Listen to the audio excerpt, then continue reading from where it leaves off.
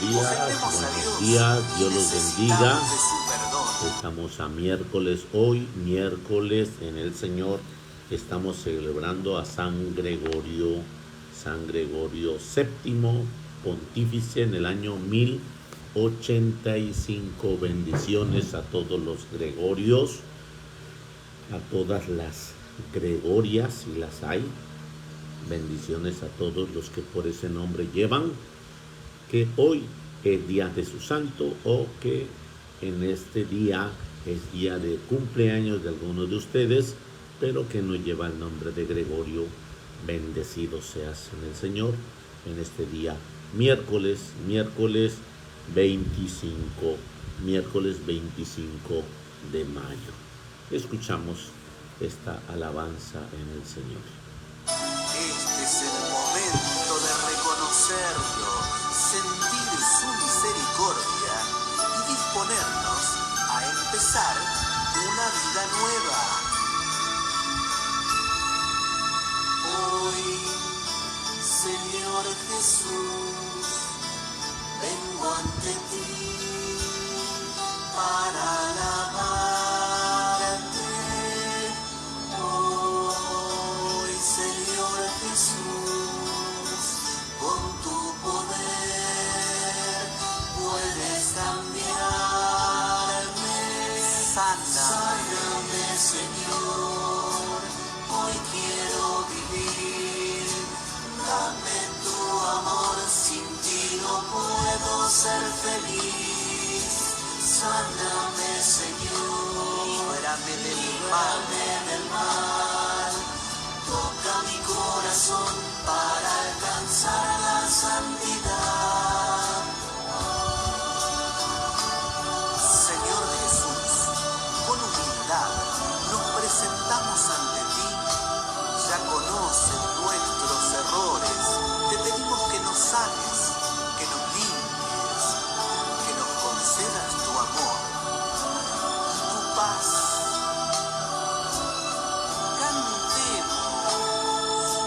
Sáname, Señor, hoy quiero vivir. Dame tu amor, sin ti no puedo ser feliz.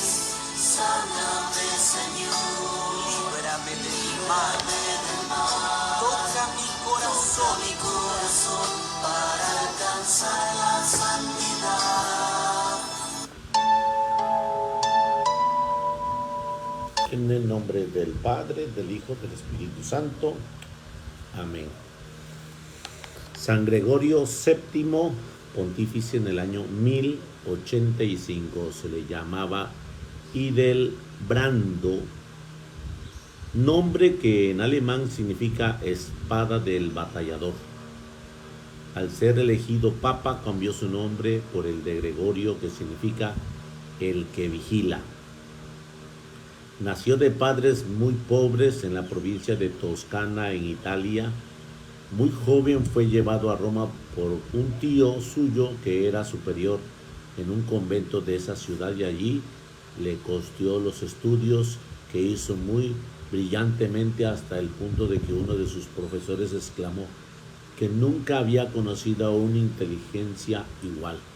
Uno de sus profesores, el padre Juan Gracián, le estimaba tanto a su discípulo que cuando lo eligieron papa con el nombre de Gregorio, nombró a Hildebrando como secretario. Después de la muerte del papa Gregorio VII, Hildebrando se fue de monje al famoso monasterio de Cluny, en Francia, donde tuvo por maestro a dos grandes santos, a San Odilon y a San Hugo. Ya pensaba pasar el resto de su vida como monje cuando, al ser elegido papa, San León IX, que lo estimaba muchísimo, lo hizo irse para Roma y lo nombró ecónomo del Vaticano y tesorero del pontífice. Desde entonces fue el consejero de las finanzas en 5 sumos pontífices, el más fuerte colaborador de ellos en las tareas de reformas de la Iglesia y llevarla por el camino de la santidad y de la fidelidad al Evangelio. Durante 25 años se negó ser pontífice, pero a la muerte del Papa Alejandro II, mientras Hildebrando dirigía los funerales, todo el pueblo y muchísimos sacerdotes empezaron a gritar: Hildebrando Papa, Hildebrando Papa. Él quiso subir a la tarima para decirles que no aceptaba, pero se les anticipó un obispo, el cual con sus elocuentes elogios convenció a los presentes de que por el momento no había otro mejor preparado para ser sumo pontífice. El pueblo se apoderó de él casi a la fuerza y lo entronizó en la silla reservada al Papa, y luego los cardenales confirmaron su nombramiento diciendo: San Pedro ha escogido a Hildebrando para que sea Papa. Un arzobispo le escribió diciendo: en ti están puestos los ojos de todo el pueblo. El pueblo cristiano sabe los grandes combates que has sostenido para hacer que la iglesia vuelva a ser santa, y ahora espera oír de ti grandes cosas, y esa esperanza no se vio frustrada. San Gregorio se encontró con que en la Iglesia Católica había desórdenes muy graves. Los reyes y gobernadores nombraron a los obispos, los párrocos y a los superiores del convento para que estos puestos no se escogieran a los más santos, sino a los que pagaban más y a los que le prometían obedecerle más ciegamente. Y sucedió entonces que en el alto puesto de la Iglesia Católica llegaron hombres muy indignos de tales cargos, que tenía una conducta verdaderamente desastrosa. Muchos de estos, que ya no observaban el celibato, la obligación de mantener soltero y conservarse las virtudes de la pureza, y vivían en unión libre, y varios hasta se casaban públicamente, y los gobernantes seguían nombrando gente indigna para los cargos eclesiásticos. Y fue aquí donde intervino Gregorio VII con mano fuerte. Empezó destituyendo al arzobispo de Milán, pues lo había nombrado para ese cargo porque había pagado mucho dinero, simonía, que se llama ese pecado. Luego el Papa reunió a sínodos de obispos, sacerdotes de Roma, y decretó cosa muy grave. Lo primero que hizo este pontífice fue quitar a todos los gobernantes el derecho de las investiduras, que consistía en que el solo hecho de que el jefe gobernante le diera a un hombre el anillo del obispo y el título del párroco, ya el otro quedaba investido de ese poder y podía ejercer dicho cargo. El Papa Gregorio decretó que a los obispos los nombraba el Papa y a los párrocos el obispo, y nadie más. Y decretó que todo el que se atreviera a nombrar un obispo sin haber obtenido antes permiso del sumo pontífice quedaba excomulgado, o sea, fuera de la Iglesia Católica. Y la misma pena y castigo decretó para todo el que, sin ser obispo, se atreviera a nombrar a alguien de párroco. Estos decretos produjeron una verdadera revolución en todas partes. Todos los que habían sido nombrados obispos o párrocos o superiores de comunidades por los gobernantes civiles sintieron que iban a perder su cargo, y les proporcionaba buenas ganancias económicas y muchos honores ante la gente. Protestaron fuertemente y declararon que no obedecerían al sumo pontífice. Y los gobernantes civiles sí que lo sintieron más, porque perdían la ocasión de ganar mucho dinero haciendo nombramientos. Lo primero que declararse en revolución contra el Papa fue que el emperador Enrique IV de Alemania, que ganaba mucho dinero nombrando obispos y párrocos, Enrique declaró que no obedecer a Gregorio VII y que se declaraba contra su mandato, pero el Papa no le temblaba la mano y decretó enseguida que Enrique quedaba excomulgado y envió un mensajero a los ciudadanos de Alemania declarando que ya no les obligaba a obedecer a semejante emperador. Este produjo un efecto fulminante. En toda la nación empezó a tomarse en revolución contra Enrique y éste se sintió que iba a perder el poder. Cuando Enrique IV se sintió perdido, se fue como humilde peregrino a visitar al Papa que estaba en el castillo de Canosa y allá, vestido de penitente, estuvo por 3 días en las puertas entre las nieves, suplicando que el sumo pontífice lo recibiera y lo perdonara. Gregorio VII sospechaba que eso era un engaño hipócrita del emperador para no perder su puesto, pero fueron tantos los ruegos de sus amigos y vecinos que al fin lo recibió. Lo oyó su confesión, lo perdonó y le quitó la excomunión. Y apenas Enrique se sintió sin excomunión, se volvió a Alemania, reunió un gran ejército y se lanzó contra Roma y se tomó la ciudad. El Papa quedó encerrado en el castillo de Sant'Angelo. Pero a los pocos días llegó un ejército católico del mando de Roberto Guiscardo. Lo sacó de allí y lo hizo salir de la ciudad y el Papa tuvo que irse a refugiar al castillo de Salerno. Mientras los enemigos del sumo pontífice parecían triunfar por todas partes, Gregorio le llegó la muerte el 25 de mayo del año 1085. Sus últimas palabras que se habían hecho famosas fueron: he amado la justicia y odiado la iniquidad, por eso muero en el destierro. Cuando él murió, parecía que sus enemigos habían quedado vencedores, pero luego las ideas de este gran pontífice se impusieron por toda la Iglesia Católica y ahora es reconocido como uno de los papas más santos que ha tenido nuestra santa religión. Un hombre providencial que libró a la Iglesia de Cristo de ser esclavizada por los gobernantes civiles y ser gobernada por hombres indignos.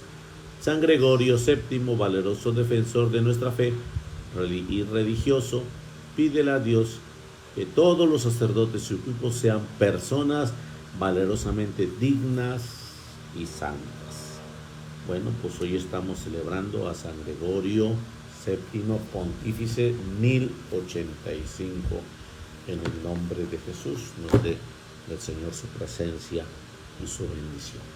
Así sea. Vamos al Evangelio del día que el Señor nos invita a vivir en esta mañana, prepararnos un poco, una pequeña reflexión y meditar sobre este camino. Proclamación del Santo Evangelio según San Juan. Gloria a ti, Señor Jesús. En aquel tiempo Jesús dijo a sus discípulos: aún tengo muchas cosas que decirles, pero todavía no las pueden entender. Pero cuando venga el Espíritu de la verdad, Él los irá guiando hasta la verdad plena, porque no hablará por su cuenta, sino que dirá lo que hayan oído y les anunciará las cosas que van a suceder.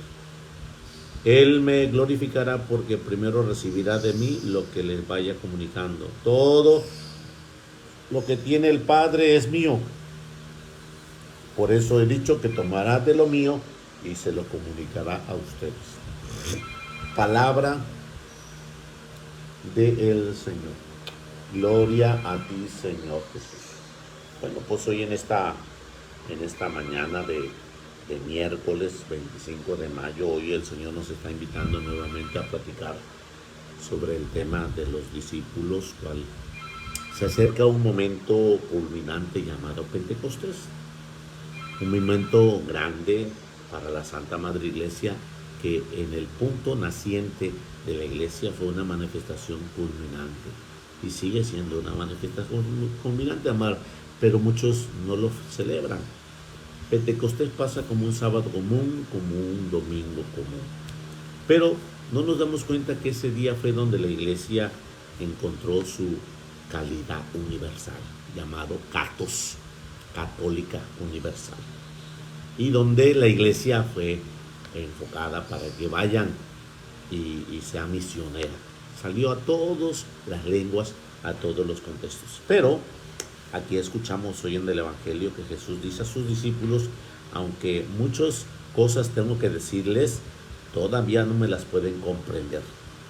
Cuando Jesús habla así, no es que nosotros seamos una situación lenta, sino que el Señor nos quiere hablar de las cosas del cielo.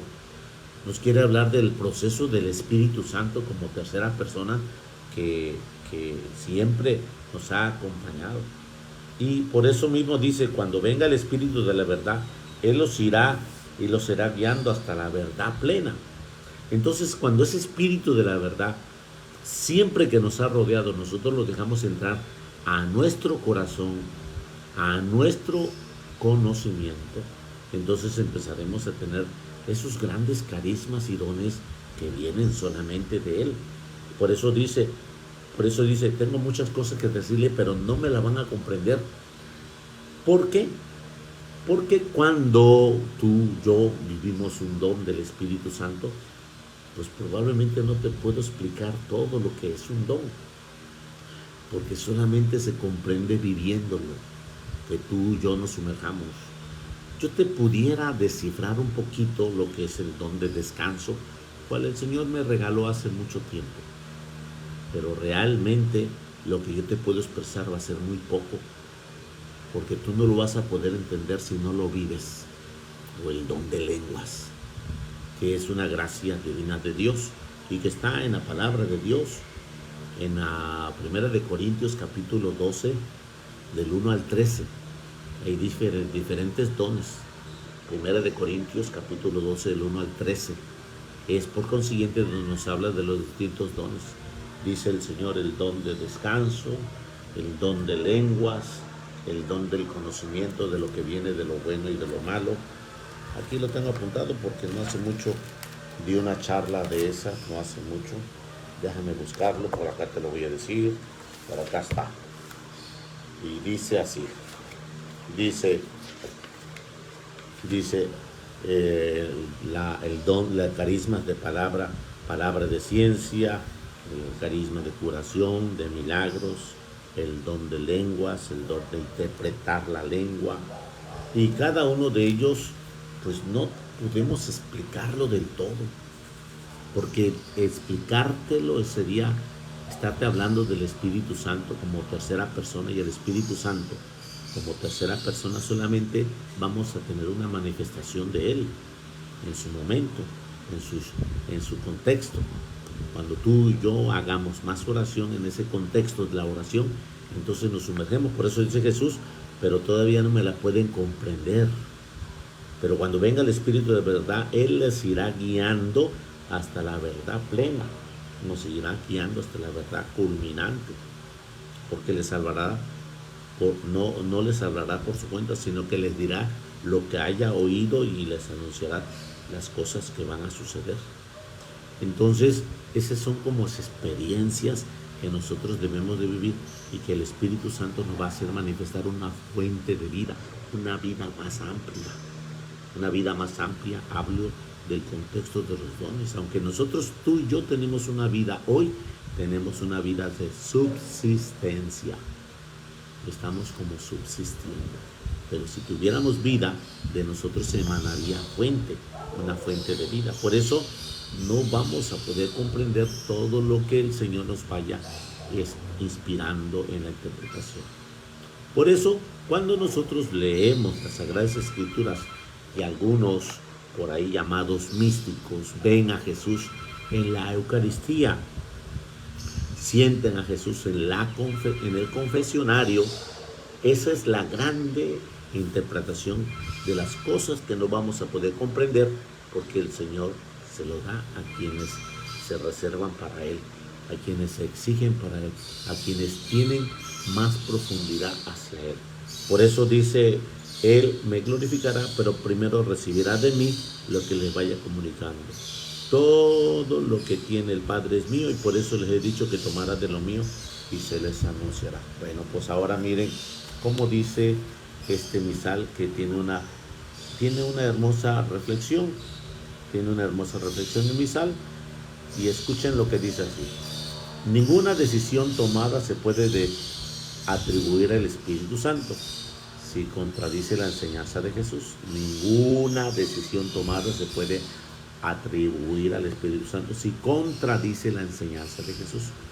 Muy pronto a los primeros cristianos le empezó a suceder lo que en ocasiones nos pasa a nosotros: tomar decisiones que nos afectan y que dañan a los demás, y después, hasta con cierto descaro, decir que son voluntad de Dios.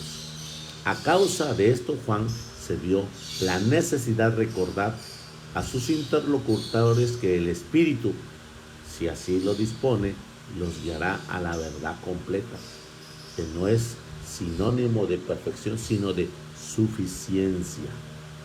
De este modo, la decisión que se toma bajo la condición de Espíritu Santo, aunque sea algo bien llevado, no elimina en modo alguno la responsabilidad de quien lo toma, de quién o quienes lo toman. Asimismo, el Espíritu no hablará por su cuenta, nos explicará lo que oigo.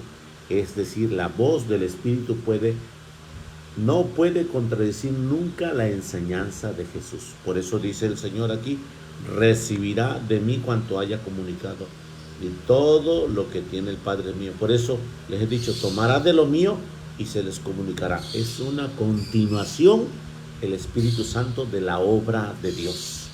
Es una continuación de la obra de Dios en la presencia de Jesús. Por eso no hay contradicción. Solo explicará lo que oigo. Es decir, la voz del Espíritu Santo no puede contradecir ninguna de las enseñanzas de Jesús, así como ninguna de sus acciones determinantes. Por aquello de que en no pocas ocasiones muchas personas toman decisiones que contradicen las enseñanzas fundamentales de Jesús. Y con cierto cinismo y desfachatez se atreven a decir que aquello es lo que el Espíritu les ha inspirado. ¿Por qué es importante que nuestra decisión no contradiga la enseñanza de Jesús? ¿Cómo podemos tomar mejores decisiones? Entonces hoy es importante, como dice el mensaje de este día, y como el Señor nos invita a que haya una sintonía continua de las obras del Espíritu Santo en torno a las enseñanzas de Jesús. No puede haber contradicción, porque entonces ya no es el Espíritu Santo que tú estás así. De tal manera que cuando nosotros estamos escuchando esta parte, estamos escuchándola para que nosotros continuemos la obra de su presencia en su santo y glorioso Espíritu. Ven, Espíritu Santo, llena los corazones de tus fieles y enciende en ellos el fuego de tu amor.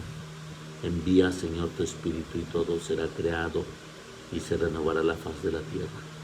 Ven, Padre de los pobres, ven, dador de los dones, abre nuestro corazón para poder llenarnos de tu presencia y llénanos de gracia y bendición, como lo hiciste con nuestra Madre María Santísima, que ella con una voluntad amplia te dijo sí, he aquí la esclava del Señor.